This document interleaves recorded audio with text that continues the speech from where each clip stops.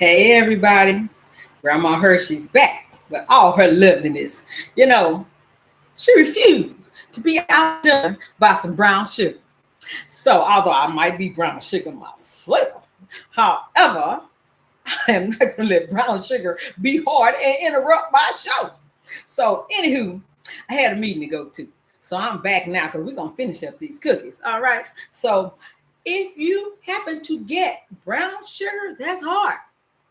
Like we got today, you want to put it in the microwave 20 seconds at a time until it's pliable. Okay, so as you can see, Grandma Hershey have put the brown sugar back in here, and I stirred it up to make sure it didn't get hard again.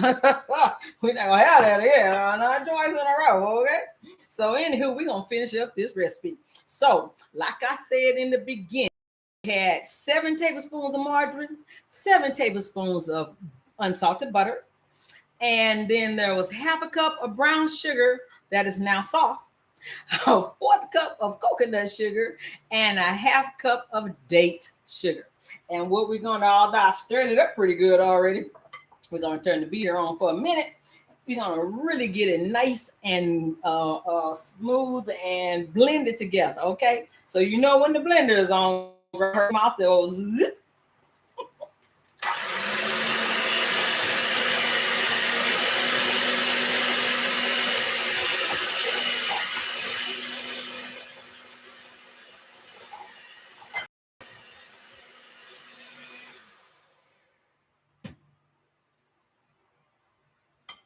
All right, now you see the difference? Nice and creamy like butter.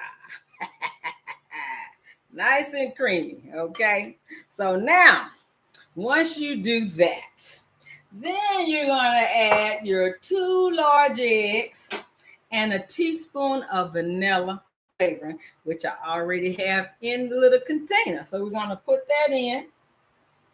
All righty. And I'm gonna stir it up a little bit because I don't want stuff flying around. It won't hurt now. Let's just go ahead and beat it. Beat it.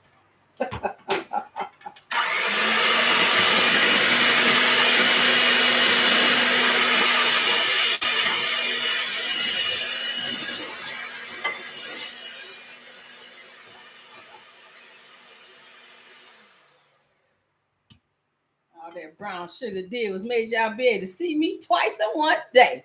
Ha! How about that? Okay, now enough of that ain't about Grandma Hershey herself. It's about these good old recipes. So now we're going to take our 3/4 cups of almond flour and 3/4 cup of sorghum flour. And there is a teaspoon of baking soda and a teaspoon of cinnamon and a half teaspoon of xanthan gum. And we're going to add that to our creamed mixture. Okay. Get in there. There go Grandma Hershey getting some on her hands. You know what that means. Out comes the towel. Okay, now we're going to stir it a little because I don't want stuff flying around.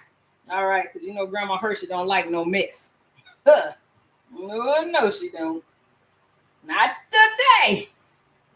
And then we get a little stirred up to get that in a little bit. And then we're going to turn on the mixer again.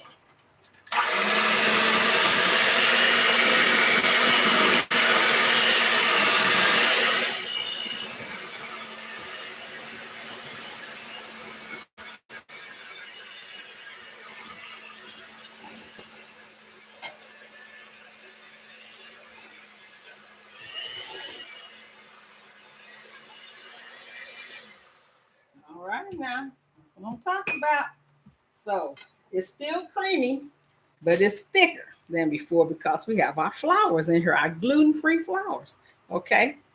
And so, if, like I said on part A of the show, if you have allergies to gluten, to nuts, then I have a recipe for you that is still gluten-free, yet it's nut-free. So if you my little special person, then just super again.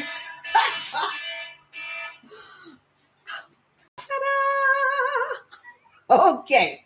I thought we was going to get away without the bloopers. Evidently not. We just can't have it. Such is life. C'est la vie. Okay. Anywho, so now that we mix that together, we are going to put our 3 cups of oatmeal. We're going to stir it into our mixture. And if you go look at part A of the show, then you will learn the 9 benefits of oatmeal, and they are very good.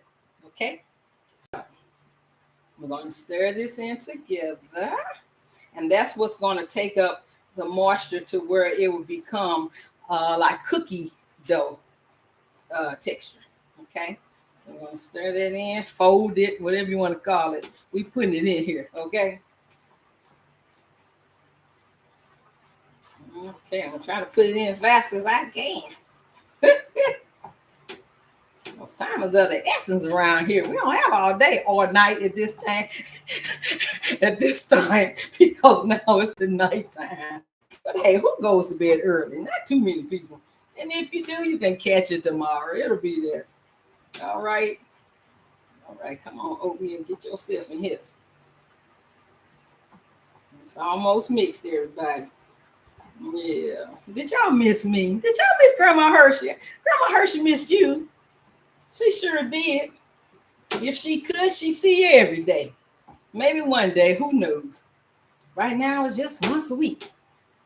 And on today, it was twice. A twofer. Okay, now that we got, see how the, oh, Jesus. Okay, we're going to get that off the floor. Grandma Hershey don't want to step in nothing. Hold on. Some of the dough fell out. All right. Oh, good thing we have a towel around here. Okay, now that we got that stirred up, see the difference in the texture now? Now it looks like cookie dough. See? The oatmeal will soak that up to make it look like cookie dough. I know you was worried for a minute. Grandma Hershey not going to let you down. Okay? She's not going to steer you wrong on purpose. All right, now we're going to take our 1 cup of raisins and stir that in. Woohoo! It's going to be raisiny. Now, if you don't like raisins, leave them out, boo. These are your cookies, okay? So if you just want regular old oatmeal cookies, leave the raisins out. But if you like raisins like Grandma Hershey do, put them in. Okay, we're going to stir these raisins in. Now we almost done. Now I'm a hands-on kind of gal. I need to see the recipe being done. Just talking about it don't always work. Okay, so I know some people probably got it, and some people probably said, what in the world is Grandma Hershey talking about? Well, now you know. And it's worth it. I'm telling you, it's worth it. Okay, so now that we have these blended in, then what you're going to do next, okay, try to spread these raisins out because they look like they're trying to be in one spot. Go to the other side of the room. All right, so now what we're going to do is going to take our tablespoon measuring spoon. And we are going to scoop out 1 tablespoon of the cookie dough. And then I have the parchment paper already on the pan.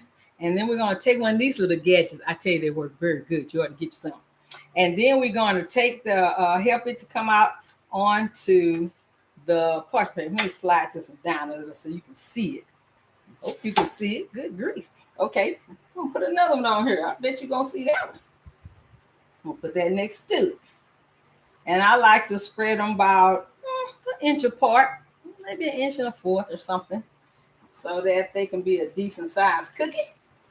And what you're going to do from there, because of the xanthan gum, or if you use the gore gum, because it's also a binder, then it don't spread well. Won't let the cookie spread well. So you have to, first I'm going to take out another scoop. I want to make sure you can see this. Okay, there we go. One more for good measure. Won't hurt nothing. And like I said earlier, your oven should be preheated to 350. Okay, so what you're going to do once you get these scoops on here, why can't I see these? Hold on, let's Let's get, there we go. I want y'all to see this. Then you're going to take your little gadget here and you are going to just gently flatten it halfway because it will spread some, but you want to at least get a good start. Otherwise, you'll have oatmeal cookie balls, and that might not be bad either.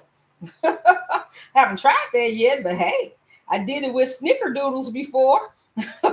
And they were actually pretty good. They were nut-free, gluten-free snickerdoodles, and I forgot about flattening them, and they were cookie balls, and they really tasted good. So who knows? They don't hurt. Now a lot of good things come out of an accident. And so you just mash them down some, like I said before.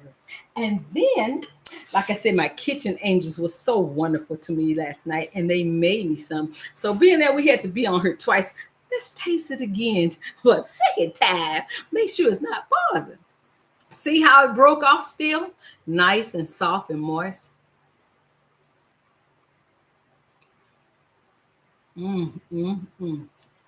Still delicious. So what we're going to do once you put it like that and fill up your cookie sheet. Now, if you get one of these great big pans like I have, you can get 30 cookies on a tray.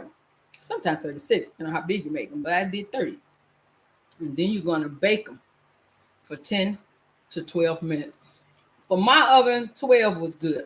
But some people's oven may cook faster. So I was for 10. Look at the edges. If they're not completely brown around the edges, then cook them for 2 more minutes. But 12 minutes max should work. And then you're going to take them out of the oven, put the whole pan on the baking rack, and let it cool for 10 more minutes. Then with a spatula, you're going to take the cookies off the baking pan and put them directly onto the baking rack. Okay? And then let them finish cooling. And I tell you what, you're going to have you something right there. Add this to your hook'em desserts. And if you have a little kid and they hungry, I'm going to give them fiber. They're going to, if they haven't been pooping, give them some oatmeal cookies. If they hungry and they just need some energy, give them an oatmeal cookie. You eat an oatmeal cookie. I eat an oatmeal cookie again. So anywho, like I said on the first part of the show, next week is sweet potato pie. Don't forget it. And that is all for now. Thank you for coming back to catch the rest of this recipe.